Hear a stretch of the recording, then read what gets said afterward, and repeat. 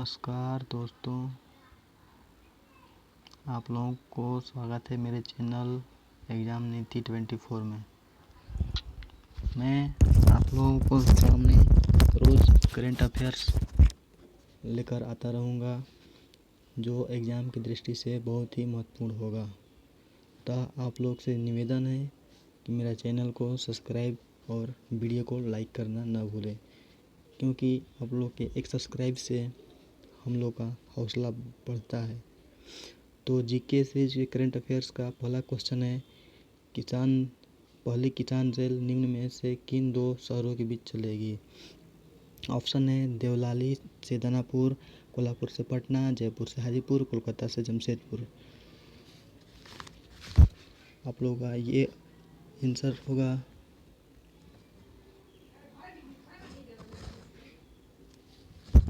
देवलाली से दानापुर। देवलाली से दानापुर किसानों को राहत देने के लिए भारतीय रेलवे ने एक नई ट्रेन की शुरुआत की। किसान रेल पूरी तरह से पर्सनल ट्रेन होगी, जिसमें किसानों को अनाज, फल, सब्जी आदि लाने के लिए ले जाया जाएगा। इसमें ज़रूरत से ज़्यादा वक्त लगता है कि किसान रेल नासिक से देवलाली से बिहार के दानापुर तक चलेगी। हाँ जी दोस्तों, नासिक महाराष्ट्र है, अर्थात महाराष्ट्र से बिहार तक चलेगी, या ऐसे भी बोल सकते हैं नासिक से दानापुर तक चलेगी। दूसरा क्वेश्चन है, जम्मू कश्मीर के किस पूर्व राज्यपाल को हाल ही में भारत का नया नियंत्रक महालेखा परीक्षक नियुक्त किया गया था?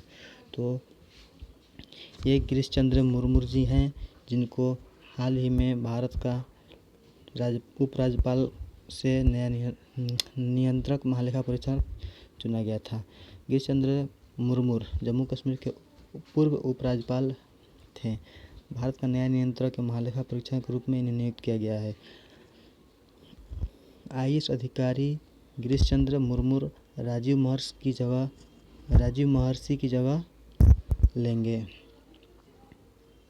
गिरीश चंद्र मुर्मू ने 31 अक्टूबर 2019 को जम्मू कश्मीर के पहले उपराज्यपाल के रूप में कार्यभार संभाला था। गिरीश चंद्र मुर्मू 1985 बैच के गुजरात कैडेट के आईएएस थे। भारतीय रिजर्व बैंक के मौद्रिक नीति समिति ने रेपो दर कितने प्रतिशत बनाए रखने का सर्वसम्मति से फैसला किया?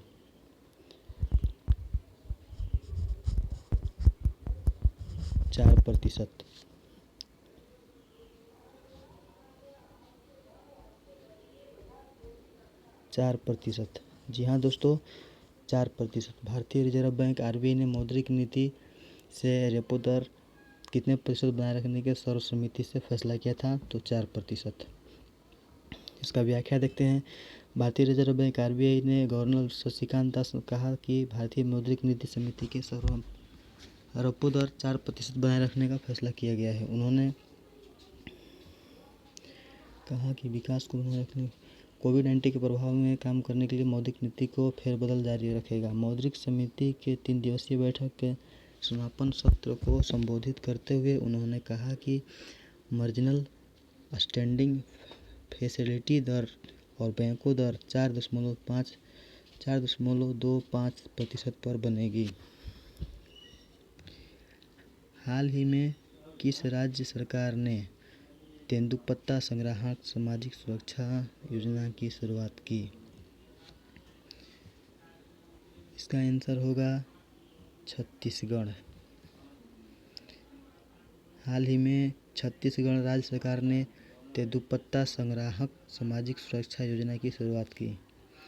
छत्तीसगढ़ के मुख्यमंत्री भूपेश बघेल द्वारा राज्य में तेंदुपत्ता संग्राहकों के लिए एक सामाजिक सुरक्षा योजना शहीद महेंद्र कर्मा तेंदुपत्ता संग्रह सुरक्षा योजना की शुरुआत की गई है। तेंदू के पत्ते, जी दोस्तों, तेंदू के पत्ते बीड़ी बनाने के लिए इस्तेमाल होने वाली राज्य के वनवासियों द्वारा एकत्र की जाती है, जिससे बाद में राज्य सरकार द्वारा खरीदा जाता है। कांग्रेस नेता महेंद्र वर्मा के नाम पर तैयार की गई इस योजना का उद्घाटन उसकी जयंती के अवसर पर किया गया। 5 नंबर क्वेश्चन, सार्वजनिक क्षेत्र के किस बैंक ने लघु अवधि की कोरोना कवच बीमा पॉलिसी की बिक्री के लिए 3 बीमा कंपनियों को समझौता किया? इसका आंसर होगा केनरा बैंक।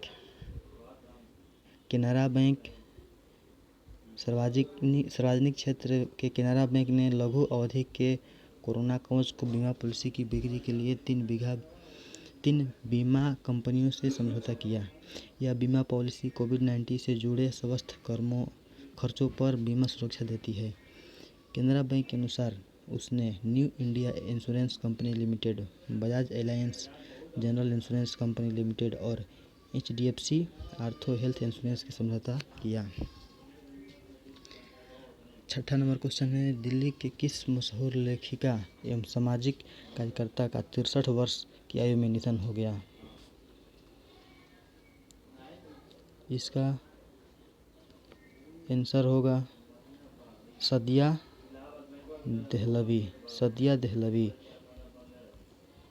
देहलवी दिल्ली की मशहूर लेखिका एवं सामाजिक कार्यकर्ता थी, जिसका 63 वर्ष की आयु में निधन हो गया। उसका ये व्याख्या है पूरा, आप लोग पढ़ सकते हैं वीडियो पॉज करके।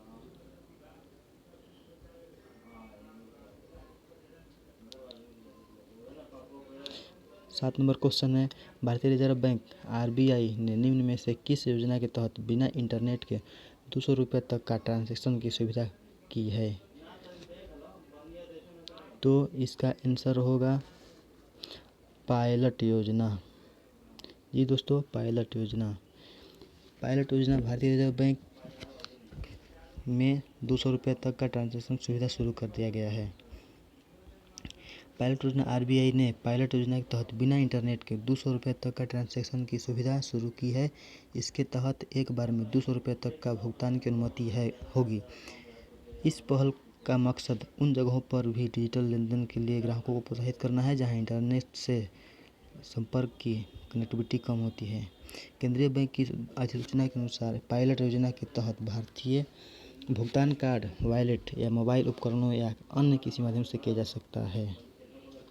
8 नंबर क्वेश्चन है, जम्मू कश्मीर के विशेष दर्जों को निरस्त करने के लिए 1 वर्ष बाद किस देश ने न्यूयॉर्क स्थित संयुक्त राष्ट्र सुरक्षा परिषद में जम्मू कश्मीर की स्थिति का मुद्दा उठाया है?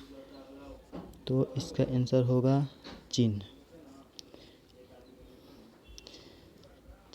और मतलब है कि बीते वर्षों दर्जे की समाप्ति के बाद यह तीसरा बार हुआ है जब चीन ने जम्मू कश्मीर के मुद्दे को संयुक्त राष्ट्र परिषद अर्थात UNSC के समक्ष उठाया है। इससे पूर्व यह मुद्दा बीते वर्ष अगस्त माह और इस वर्ष जनवरी माह में उठाया गया था। हाल ही में चीन के विदेश मंत्रालय ने कहा था कि चीनी कश्मीर क्षेत्र की स्थिति पर बारीकी नज़र बनाए हुए जम्मू कश्मीर मुद्दे पर चीनी संयुक्त राष्ट्र का स्पष्ट है। 9 नंबर क्वेश्चन, IIT संस्थान अर्थात हाल ही में किस IIT संस्थान के लोक शिकायतों का पुनर्मान विश्लेषण हेतु रक्षा मंत्रालय के एक साथ समझौता ज्ञापन पर हस्ताक्षर किया गया है? किस IIT संस्थान को लोक शिकायतों के पुनर्मान संश्लेषण हेतु रक्षा मंत्रालय के साथ एक समझौते पर हस्ताक्षर किया गया है? तो इसका उत्तर होगा IIT कानपुर।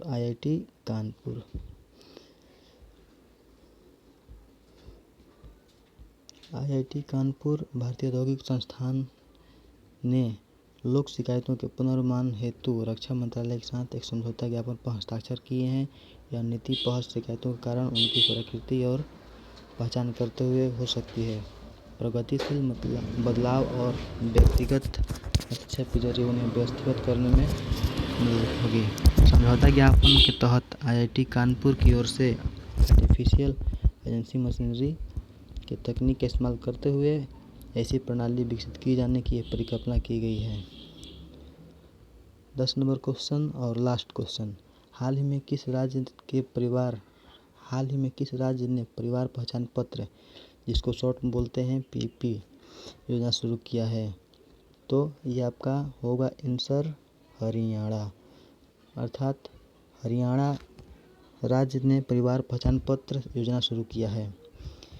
हरियाणा ने परिवार पहचान पत्र के नाम का एक विशिष्ट पहचान पत्र लॉन्च किया है। इस योजना का उद्देश्य राज्य में रहने वाले लगभग 54 लाख परिवारों के प्रत्येक की निगरानी करना है। इसके तहत परिवारों को एकल इकाई माना जाएगा। 8 अंकों की विशिष्ट पहचान संख्या होगी। इसमें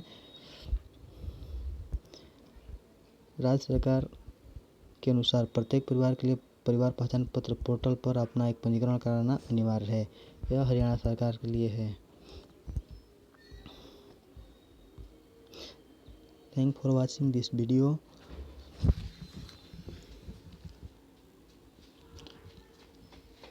सब्सक्राइब करना ना भूलें दोस्तों।